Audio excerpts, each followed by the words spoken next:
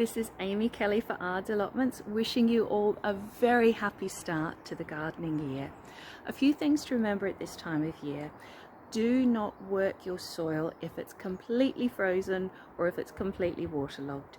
If the soil is frozen or waterlogged and you start digging it and moving it around, all you're going to do is destroy your soil structure. So no digging unless the soil is thawed and not absolutely sodden.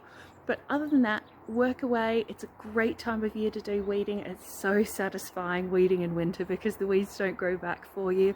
It's the perfect time to prune everything except plums and cherries. Remember, you prune those in summer, but all your other fruit trees, your berry bushes, they can all be pruned now. And most importantly and most enjoyably is planning your crops for the rest of the growing year. A few things to bear in mind is you shouldn't plant the same crops in the same patch of soil year after year, because this causes pests and diseases to build up in the soil and you'll end up with a poor crop that is blighted with pests and disease.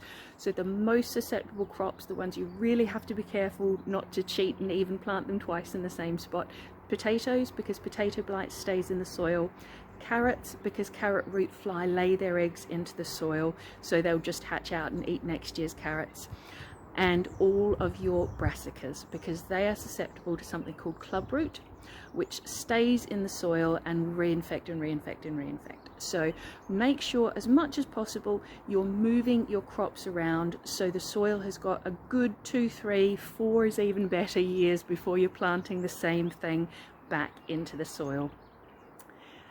There are lots of really useful guides on the internet, but as a general rule of thumb, wherever you're going to be planting your potatoes this year, or courgettes or pumpkins, you put just as much organic matter in the soil as you like.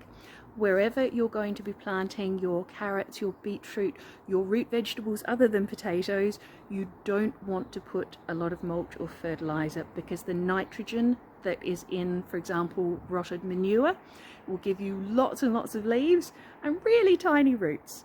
So do not fertilize and mulch for your root crops and your onion crops. Do fertilize and mulch like billio for your potatoes, your cucurbits, and to a lesser extent your beans and peas as well. They like a nice dose of fertilizer too.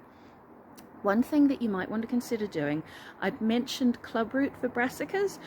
Really simple way to fix that problem is to put some lime into your soil. It changes the soil pH so that the little nasties that cause the clubroot can't survive. A fun thing to do is get a soil pH testing kit. They're cheap, they're readily available, they're fun to do with the kids, and then you can see exactly what your soil pH is. Hop on the internet and type in which crop you're wanting to grow in the soil, and it will tell you the right pH. So for example, if you're growing blueberries, you'll probably want to make it more acidic, so you put in your sulfate of potash. If you're growing turnips, you want it to be more alkali, so you put in your lime, and that makes the soil more alkali.